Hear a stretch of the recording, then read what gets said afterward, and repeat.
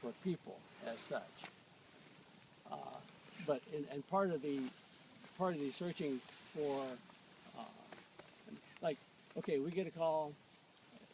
I guess I have time. I'm not sure how much time I have here to ramble a little bit, but CAP got a call. Plane took off from Dunkirk to Chicago. He didn't make it to Chicago. Where is he? You know, that's a long ways. And the facts show that the major number of accidents are either at the airport, either the approach or departure into the airport. So we had a ground team do a search around the Dunkirk airport.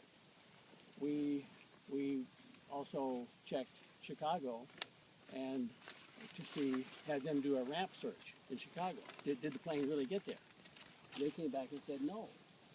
Okay, so we were flying missions from here in Chicago, trying to find a needle in a haystack. I got the call at 10 o'clock in the evening. At 3:30 the next afternoon, the guy called us from his hotel room. The system failed. That he closed his flight plan, but they didn't acknowledge it. You have a question? No, sorry. But it was a lesson for us. But we did ramp search is something that the ground team can do. You go to an airport, like Buffalo, you wouldn't go to the Buffalo airport. You rely on position control, but you go to like Akron, and the ramp search, you check all the aircraft that are there, and then check the logs of the aircraft that have gotten fuel and that sort of thing. So if the guys in Chicago had given us the right information, I'd have got a night's sleep instead of being up from 10 in the night till 4 o'clock the next day. But at least he was safe.